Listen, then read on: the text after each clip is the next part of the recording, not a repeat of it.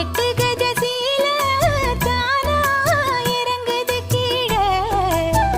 கட்டி வச்ச வேலி எல்லாம் விலகும் தன்னால விட்டு விட்டு காய்ச்ச லேசா அடிப்பது போல எட்டு வச்சு நான் நடந்தா